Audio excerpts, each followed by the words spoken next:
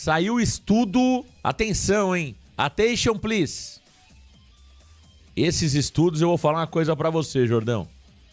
Eu me lembro desses estudos em 2023. Jordão, foi divulgado aí um estudo das chances matemáticas do Santos de rebaixamento. O que dizem os matemáticos, Jordão? O que diz HP12C, Jordão? Traga pra gente os números, as chances, os percentuais de rebaixamento. Olha, os números nos dizem, Marcão, segundo o departamento de matemática da UFMG, de que o Santos tem 15,8% de chance de ser rebaixado neste Campeonato Brasileiro. Lembrando que o Santos é o atual 14º colocado com uma pontuação de 26 pontos, que o deixa 4 à frente do Z4. Porém, o Alvinegro Praiano tem um dos melhores desempenhos do Campeonato Brasileiro contra as equipes da zona do rebaixamento. São 83% de aproveitamento, com o empate sobre a equipe do Sport, vitória em cima do Fortaleza, vitória em cima do Juventude e vitória também em cima do próprio Vitória. E o Santos, nessa conta matemática, é o 6º time com maior chances de ser rebaixado. Santos não cai, Jordão. Santos não vai cair. Agora, tá tudo em aberto, né? Diga-se de passagem, como diria o Neto.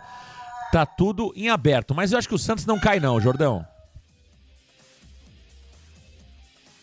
Olha, eu também não acho que o Santos não cai, melhor dizendo, porque o astral é outro, né? O Santos Futebol Clube tem um treinador de verdade agora, a gente vê um plano sendo traçado para isso. O Juan Pablo Vojvoda já deu demonstrações de que ele vai colocar a sua característica cada vez mais no Santos Futebol Clube, e eu ainda acho que tem um ponto. O Santos, com a lesão do Neymar, ganha ainda mais.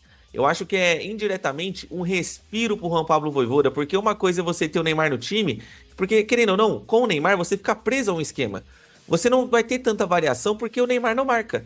O Neymar Júnior não vai, pelo menos, ali recompor a linha defensiva, ele sequer cobre o espaço. Então, com outros jogadores podendo fazer isso, eu acho que o Vojvoda fica mais tranquilo, ele consegue trabalhar melhor a sua equipe e pensar taticamente de um jeito diferente com o Santos. Então, eu não acredito também no rebaixamento do Alvinegro. Tá certo. Tá aí o Thiago Jordão, também não acredito. Agora, lembrando, em 2023 eu também não acreditava que o Santos cairia e caiu. Então, é somente uma opinião, né? É somente uma opinião. Depende do time em campo. Se o time em campo não render e se a performance piorar, as chances aumentam de novo. Então, eu não acredito que o Santos caia. Não acredito, tá? Sempre disse isso. As chances de rebaixamento, elas existem. São menores do que tínhamos algumas rodadas atrás, né? Eu acho que o Santos tem mostrado evolução. Tem um elenco que não é para brigar contra o rebaixamento. Acho que o Santos tem elenco para brigar por Sul-Americana e até mesmo por Libertadores. Eu volto a dizer, eu acho o elenco do Santos melhor que o do Red Bull Bragantino, acho o elenco do Santos melhor do que o Fluminense, acho o elenco do Santos melhor que o do Mirassol, tá? Podem ficar bravos comigo aí. Acho o elenco do Santos melhor que o do Mirassol. O Mirassol tá fazendo um grande trabalho, parabéns ao Paulinho, parabéns ao Rafael Guanais. Olho nesse treinador, hein, gente? Olho no treinador. Se eu fosse dirigente de time grande, eu estaria de olho no Rafael Guanais, hein? O que faz esse treinador do Mirassol, Jordão, é uma barbaridade. Ele que já treinou o Operário, já treinou o Atlético Goianiense. Ele é muito bom treinador, o Rafael Guanais. Então, eu acho o Santos melhor, Jordão, que o Ceará, melhor que o Mirassol, por incrível que pareça, em termos de elenco. Não é de futebol jogado. Elenco. Eu acho melhor que o Santos melhor que o Fluminense. Melhor do que o Red Bull Bragantino. Por isso que eu acho que não cai, Jordão. Agora, é só uma opinião. Se esses caras não jogarem lá dentro, não adianta nada, Jordão. Então, matematicamente, né? O que pega aí a UFMG é justamente o comportamento atual, né? E uma projeção daquilo que vai acontecer lá pra frente. Agora, os jogadores precisam fazer, né, Jordão? Senão não adianta nada, né? Senão de nada adianta, senão a gente vai viver um filme novamente igual em 2023, porque, segundo os matemáticos naquela ocasião, o Santos tinha apenas um resultado que rebaixava a equipe, e isso justamente aconteceu. Além do Santos não fazer a sua parte jogando dentro de casa, os outros resultados aconteceram contra o Santos Futebol Clube. E hoje também é um dia importante para o Santos, Marcão. Propriamente o Peixe não entra nas 4 linhas, mas o Santos tem 2 partidinhas hoje pelo Brasileirão que temos que ficar de olho. O Vasco, melhor dizendo, enfrenta o Bahia em São Januário e tem uma partida envolvendo Grêmio e Botafogo jogando na Arena do Grêmio. 2 times que envolvem diretamente o Santos Futebol Clube. Caso de vitória do Vasco da Gama, o Santos cai uma posição na tabela nesta noite. Em caso de vitória do Grêmio, o Grêmio abre uma distância do Santos com relação à vaga para a Copa Sul-Americana. Então hoje também é um dia importante, temos que ficar de olho nesses resultados para nós podermos também olhar com outros olhos a partida contra o Red Bull Bragantino. Vasco e Bahia. São Januário? Sim. Difícil, hein? Empate. Tá com cara de empate ou Vasco, hein? Esse jogo tá com cara daquele apito amigo forte pro Vasco, hein? Esse é o típico jogo que a arbitragem vai dar aquela força pro Vasco da Gama, hein?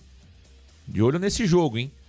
Vasco e Bahia, é um jogo solto, pouca gente de olho. Olho nesse jogo aí, Vasco e Bahia em São Januário, hein? Pode ser que o vento derrube algum jogador do Vasco na área, hein? Atenção nesse jogo. Qual que é o outro jogo? Grêmio e Botafogo, é isso, Jordão? Isso. Grêmio vem de vitória no Grenal, né? Vai dar Grêmio, Jordão. Vai dar Grêmio. Vai dar Grêmio contra o Botafogo e vai dar empate em São Januário. Eu acho que no jogo Grêmio e Botafogo vai ser 1-0 Botafogo. Aquele jogo feio, lamentável, uma quarta-feira gelada no Rio Grande do Sul. Tomara que você acerte, viu, Jordão? Tomara que você acerte. E o Vasco? Amém. O Vasco eu acho que vai empatar, Marcão. Eu acho que vai ser 1-1, porque por mais que o Vasco tenha ali aquela força dos poderes dos bastidores, o Vasco não ganha desde maio lá em São Januário. Uma hora vai ganhar, mas eu não acredito que seja contra o Bahia. Eu acredito que vai ser contra o Vitória daqui 2 rodadas. Tá aí o Thiago Jordão, El Bigodinho. Jordão, os mesmos matemáticos, através da HP12C, calcularam as chances de o Santos chegar à Libertadores. Agora eu quero ver, Jordão, o que dizem os matemáticos? O que diz HP12C sobre as chances do Santos de Libertadores da América? Os matemáticos dizem, Marcão, que enquanto houver 1% de chance, há 99% de fé. Porque as probabilidades do Alvinegro Praiano chegar à Copa Libertadores giram em torno de 1,7%. Ih, mamãe! Só? Mas tão de brincadeira esses matos. Joga essa calculadora na piscina, pô. Tá de sacanagem. 2%? Isso aí. 2%? Mas tá de brincadeira, Mínimas. pô. Esses matemáticos estão loucos, Jordão. Loucos. Eles não entenderam, Marcão, que teve o revisionismo da bola de ouro ontem e o Guilherme joga no melhor time do mundo, Marcão. Eles não entenderam essa parte ainda. Mas lembrando que o Santos hoje é o 14º colocado, tem 26 pontos. E a zona de classificação para a Libertadores ainda é formada no G6. E por isso a distância do Santos para o primeiro dentro desta zona, que é justamente o Bahia, são de 11 pontos hoje. E o Peixe também tem um aproveitamento em casa de 45%, um aproveitamento como visitante de 30%, e o Alvinegro Praiano, que não joga Libertadores desde 2021, quando foi eliminado na fase de grupos. Nós vamos calar os matemáticos, Jordão. Nós vamos calar os matemáticos e vamos chegar a Libertadores da América. Ô, Jordão, aliás, com a eliminação do Fluminense, ficou mais algum brasileiro na Sul-Americana ou caiu todo mundo? Tem o Galo agora. Então vamos lá, para fazer aquela conta, para que aconteça aquela conta que você falou de 9 vagas na Libertadores, a gente precisa, agora não tem mais chance, só se o Galo estiver entre os 8, é isso? E for campeão da Sul-Americana? É essa conta? Isso mesmo. Tá. Vai ter que o Atlético Mineiro teria que subir para a 8ª colocação no mínimo, ou 7º, né? Por caso de abertura de vaga das outras contas que nós fizemos, e aí sim teríamos no G9. Caso contrário, no máximo G8. No máximo G8 agora. Então quer dizer que até nisso o Soteldo nos atrapalhou. É isso aí. Esse cara aí... Até nisso o Soteldo nos atrapalha em busca de Libertadores. Soteldo é um brincalhão, o nosso Soteldo do pé gelado. Aliás, estão chamando o Soteldo de forma injusta de Alceu de Copacabana, hein? Ih, mamãe! Estão chamando o Soteldo no Rio de Alceu de Copacabana. Diz que desde que ele chegou lá é um gelo danado o Fluminense. E não estão colocando mais ele pra jogar, Jordão. Porque os caras estão falando nas redes sociais que quando ele entra o Fluminense toma o gol. O que o Renato fez ontem? Não colocou ele pra jogar com medo de tomar gol. Estão chamando o Soteldo de Alceu de Copacabana, o Pantufinha do Rio de Janeiro. Que coisa, hein, Soteldo? Graças a Deus que tá vendido, hein? Graças a Deus que nós vendemos o Soteldo. Só por isso, Jordão, o Alexandre Matos tem que ser promovido. Só por isso. E o Alexandre Matos, Marcão, fez uma das melhores negociações da história do Santos Futebol Clube, porque tem aquela história de que todo dia acorda o malandro e o bobo, Marcão. O Santos, pela primeira vez em muitos anos, conseguiu ser o malandro mandando o Soteldo para o Fluminense, que o Fluminense, nesse final de semana, foi muito inteligente. No Brasileirão, com o Soteldo em campo, eles tinham perdido todas. O que eles fizeram no Brasileirão no sábado? Tiraram o Soteldo do time. O que aconteceu? 1-0 Fluminense em cima do Vitória, Marcão. Esse cara carrega uma zica danada. Tá voando. Que continue assim o nosso Soteldinho. Ah, Jordão, vamos falar do treino, vamos falar do campo, vamos falar da bola, Jordão. Soteldo. Bye, bye. Bye, bye. Bye, bye, Soteldo. Estamos tristes aqui, viu? Pode ter certeza que estamos solidários a você. Vamos falar do campo, vamos falar da bola, Jordão. Vamos falar da bola. Ah, o Arão. O homem falou, bateu no peito e disse o seguinte: tchá comigo. Querem um meio-campista? Tá aqui. Levantou o dedinho. Arão vem aí e o bicho vai pegar. Parece que a panturrilha do nosso Arão tá curada. O homem treinou, foi pra cima, desarmou, deu carrinho. Tá voando o Arão. Agora não tem mais qual é, Jordão. Não tem qual é. O volante Willian ele participou normalmente do treinamento do Santos ontem com bola. Lembrando que os atletas que jogaram a partida contra o São Paulo no final de semana fizeram um trabalho regenerativo e os outros jogadores treinaram normalmente, taticamente falando. E a expectativa da diretoria e também da comissão técnica é positiva para o retorno do Ilharão já no domingo contra a equipe do Bragantino. Caso o jogador não alegue novas dores, ele volta a ser relacionado em partida válida pelo Brasileirão. Tá certo. E olha, o Arão, quando o Arão foi contratado, eu dizia o seguinte: eu acho que é uma contratação boa, não estou acompanhando o futebol da Grécia, é preciso só ter cuidado com a questão clínica e física do atleta. Parece que nós estávamos adivinhando isso. Porque qual é a nossa memória sobre o Arão? O Arão do Flamengo. Só que esse Arão do Flamengo é um Arão de 4 anos atrás, né? É um Arão de 4 anos atrás, de 3 anos atrás. O Arão, nesse período, passou pela Turquia, jogou no futebol da Grécia e ninguém acompanha futebol da Grécia. Tirando lá a blogueirada do Twitter, que acompanha tudo, acompanha o futebol da Noruega, Dinamarca, Finlândia. A galera do Twitter, do X, acompanha tudo, eles acompanham tudo mesmo, né? Tirando essa galera, essa minoria, ninguém vê o futebol da Grécia, ninguém vê o futebol da Turquia, isso é tudo balela. Então a gente não sabia como estava o Arão. Agora, o Arão do Flamengo era uma boa contratação pelo Santos Futebol Clube. Só que o cara veio machucado. Não se confirma isso nos exames, né?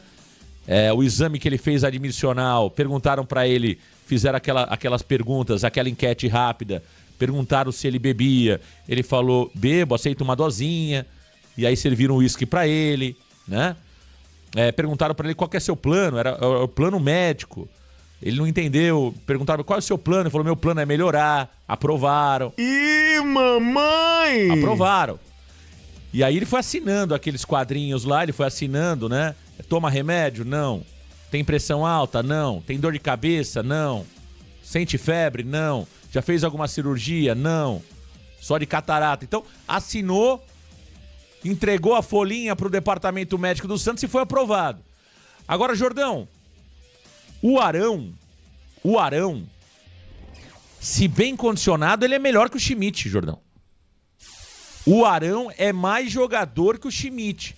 É claro que ele não vai voltar como titular agora, mas ele bem clinicamente, ele é mais jogador que o João Schmidt. tem tudo para ganhar posição. Resta saber se ele terá condições físicas de jogar. Se tiver, ele joga mais que o Schmidt, perdão.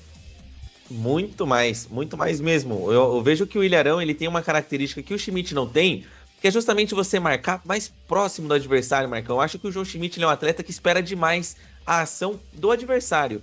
Eu não vejo tantas antecipações de bola do João Schmidt como eu já vi do Ilharão atuando, por exemplo, no Flamengo. O Ilharão era um jogador que ele se antecipava mais aos seus adversários. O João Schmidt raramente faz isso. A única diferença que eu coloco como ponto positivo entre Schmidt e Arão a favor do Schmidt é que o Schmidt ele tenta o lançamento para frente. O Ilharão ele é um jogador literalmente mais defensivo. Ele é um atleta que não vai tentar aquele passe para frente mais arriscado, não consegue lançar uma bola, uma inversão de jogo com tanta qualidade. A gente lembra que aquele áudio do Jorge Jesus tá mal Arão? É justamente um posicionamento equivocado do Arão no campo de ataque e uma virada de jogo em que ele não consegue dar prosseguimento à melhor jogada possível no pensamento do treinador português. Só que bem clinicamente, Marcão, eu acho que volante tem que marcar e o Ilharão marca muito melhor do que o João Schmidt e por isso eu acredito que o Ilharão, tendo uma certa regularidade, primeiro nos treinos, tem que fazer por merecer ganhar a vaga nos treinamentos, entrar em uma partida e mostrar que de fato é melhor que o João Schmidt e ele tendo essa sequência positiva, eu acredito que ele tem tudo para assumir a posição do hoje comandada pelo Schmidt. O William Arão vem aí, o bicho vai pegar. Jordão, se nós temos Arão de volta, o Santos perde Vitor Hugo. Constatada lesão muscular no Vitor Hugo. Infelizmente é mais um reforço que pouco jogou e já está no departamento médico.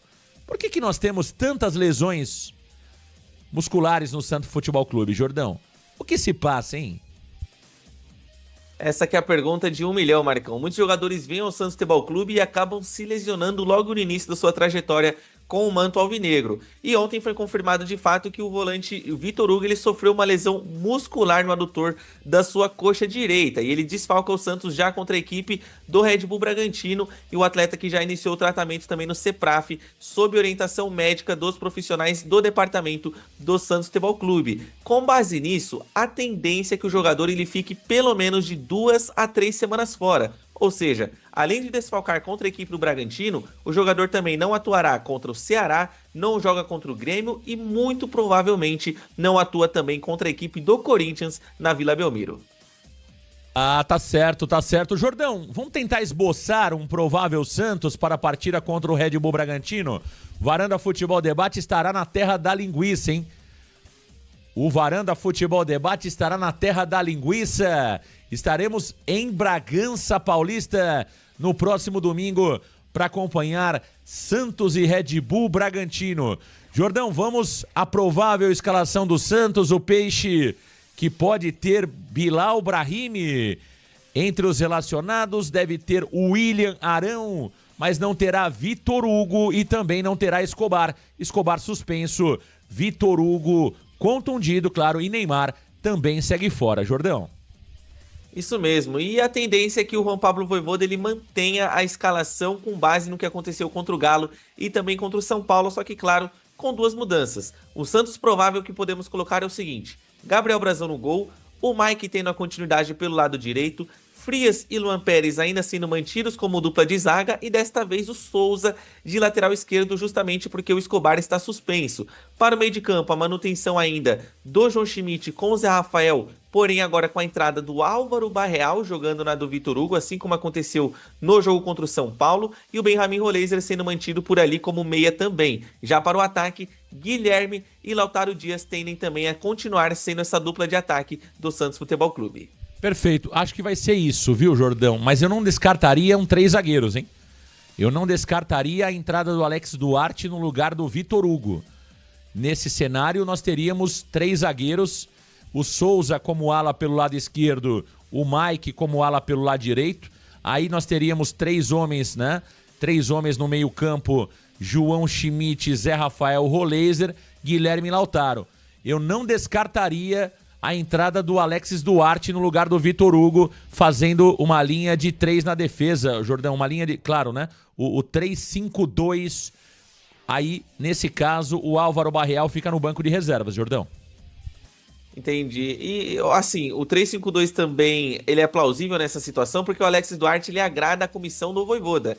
O Vojvoda, o Alexis Duarte, perdão, ele é um jogador que, assim, teve o aval completo do Juan Pablo Vojvoda e da sua comissão. E pensando no Santos jogando justamente num 3-5-2, nós poderíamos ver qual escalação? Poderíamos ver a tendência com Gabriel Brazão, Duarte jogando na direita, o Frias jogando centralizado como zagueiro da sobra e o Luan Pérez do lado esquerdo, com a dupla de alas sendo Mike ou Igor Vinícius, o Souza pelo lado esquerdo, o meio de campo formado, claro, ainda com Zé Rafael, João Schmidt e o Benjamin Roleiser centralizado, e para o ataque a manutenção do Guilherme e do Lautaro Dias, lembrando que essa formação já foi treinada por Vojvoda. O Vojvoda treinou exatamente esse time, com exceção do Alexis Duarte, que estava fora para o jogo contra o Atlético Mineiro, mas naquela ocasião ele optou pelo 4-4-2.